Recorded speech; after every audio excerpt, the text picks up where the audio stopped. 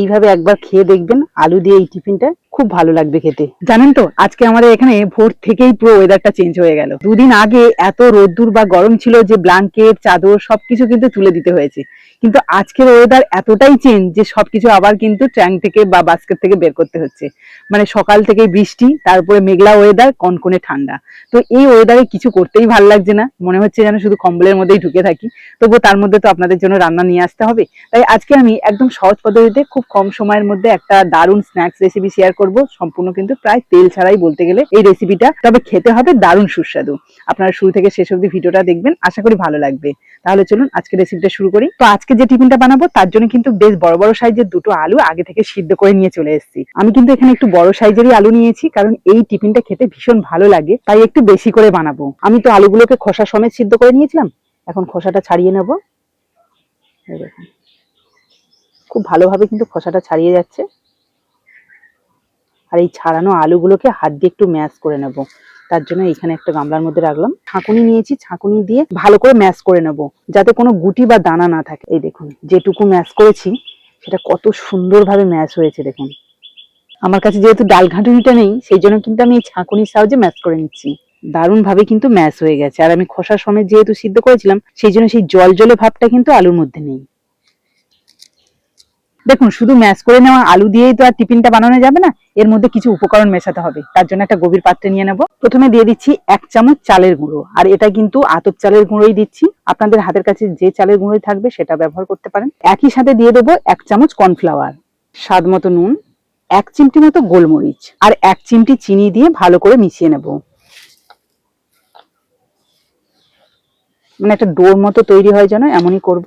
দেখুন আলুটা যদি শুকনো শুকনো না থাকে না, অনেকটা পরিমাণে চালের গুঁড়ো বা কর্নফ্লাওয়ার ব্যবহার করতে হয়। এখানে যেহেতু আলুটা একদম ঠিকঠাক ছিল, কোনো জল জলে ভাব ছিল না, সেই জন্য কিন্তু অল্প কর্নফ্লাওয়ার বা চালের গুঁড়ো লেগেছে।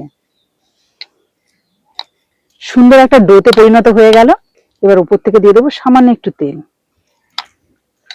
চলুন হাতটাকে এবার ভালো করে পরিষ্কার করে নিয়ে তারপরে কিন্তু টিফিনের শেপটা দিয়ে নিই। এখান থেকে অল্প করে নেব। এই দেখুন 1 চিমটি মতো যেমন তুলে নেওয়া হয় 3টে আঙুল দিয়ে, ঠিক তেমন ভাবে তুলে নিয়েছি। এইভাবে কিন্তু সবগুলো শেপ দিয়ে নিচ্ছি। এগুলোকে কিন্তু একটু ফুটন্ত জলে ভাপিয়ে নেবো, তার জন্য উনুনটা ধরিয়ে নিলাম। বসিয়ে দিচ্ছি একটা কড়াই। কড়াইয়ের মধ্যে দিয়ে দিচ্ছি 1 বাটি জল। দেখুন জল দেওয়ার পরে ভালোভাবে ফুটিয়ে নিয়েছি। দিয়ে দিচ্ছি অল্প একটু তেল, খুব সামান্য, যাতে জড়িয়ে না যায়। এবার এই ফুটন্ত জলের মধ্যে টিফিনগুলো দিয়ে দেবো। দেখুন টক বগিয়ে কিন্তু খুব ভালোভাবে ফুটিয়ে নিয়েছি। এবার এগুলোকে আস্তে আস্তে তুলে নিতে হবে। এই দেখুন খুব সাবধানে তুলবো, সরাসরি ঠান্ডা জলের মধ্যে দিয়ে দেবো যাতে ভেঙে না যায়।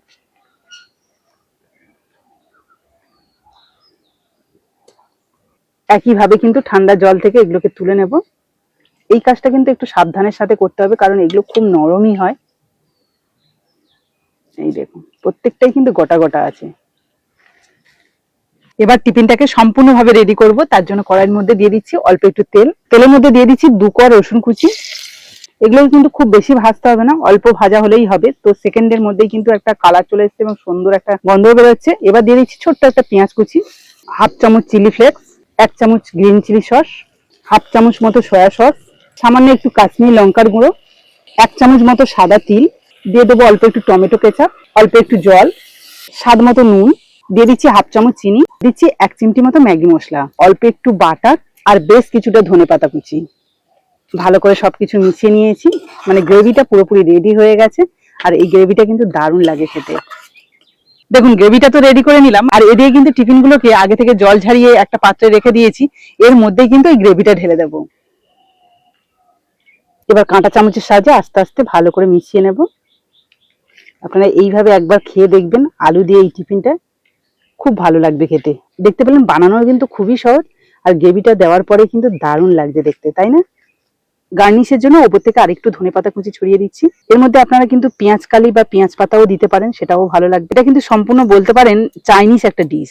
দেখুন রান্না করে নিয়ে বাইরে চলে এসেছি, কারণ এখন কারেন্টে চলে গেছে আর রান্নাঘরের মধ্যে অন্ধকার পুরো। তো আপনারা ঠিক মতো দেখতে পাবেন না বলে বাইরে এলাম। আর এটা থেকে কিন্তু দারুণ একটা সুগন্ধ বেরোচ্ছে। আশা করছি খেতে ভালো হবে, তবে আপনাদের একটু খেয়ে বলি তবে বুঝতে পারবেন। তো এখান থেকে আমি দুটো নিয়ে নিচ্ছি পুরো গ্রেভি সমেত। এবার একটু খেয়ে দেখি।